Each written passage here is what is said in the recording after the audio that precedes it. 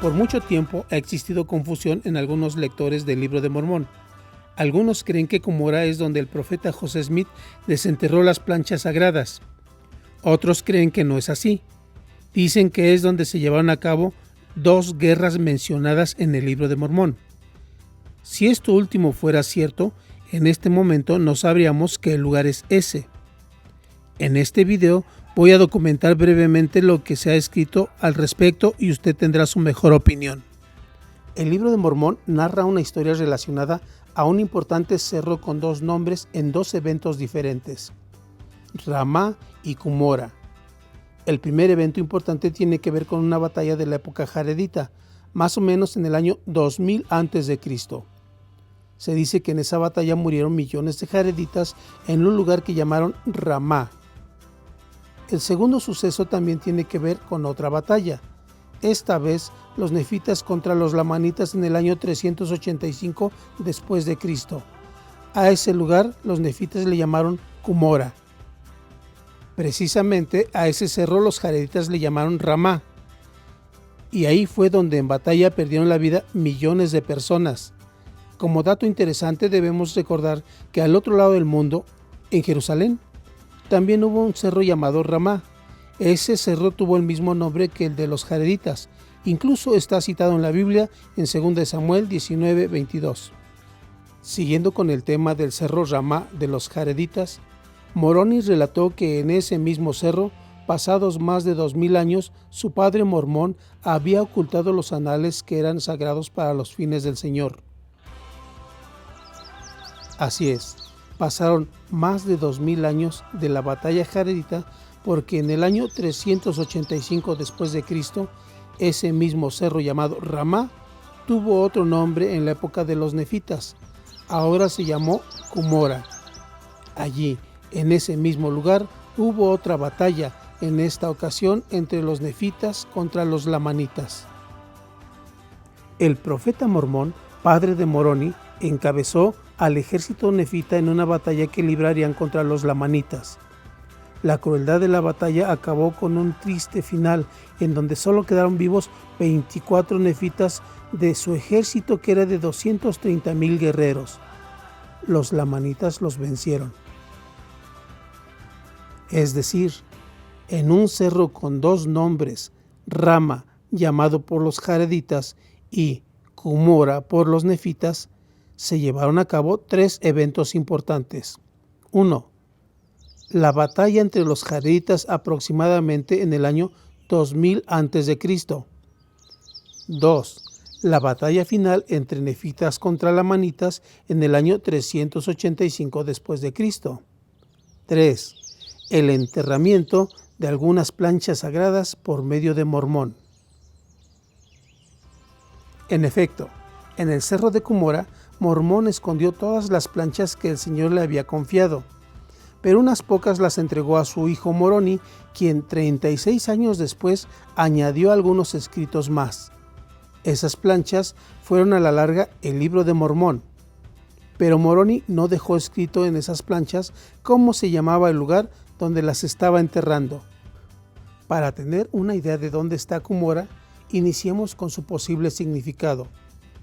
Ha sido muy difícil saber su traducción, pero el maestro Adán Rocha ha propuesto que la palabra se podría deletrear en hebreo así: Cum, que significa levantarse, Mor, que significa de luz, y Ra, que significa meseta.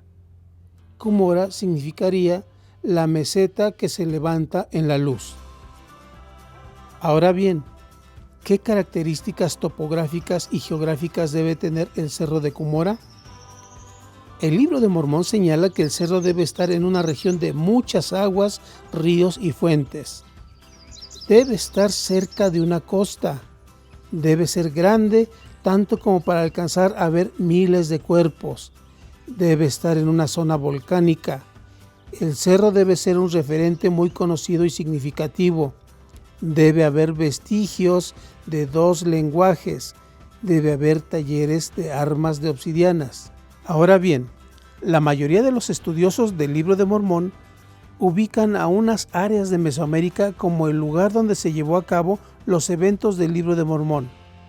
Si es así, el Cerro de Cumorah debió estar en esa área, no en otra. Así que hay dos propuestas para Cumorah en Mesoamérica. La primera, dada a conocer por investigadores sud muy profesionales. Me refiero al Cerro Vigía. Se encuentra en la zona olmeca, cerca de una población llamada San Andrés Tuxtla. Este cerro está en una zona olmeca. Es un cerro que cumple con bastantes requisitos para ser Cumorah. La segunda propuesta es Pajapán. Es una propuesta relativamente nueva y poco conocida. Se propuso este lugar porque desde la cima se logra ver el mar.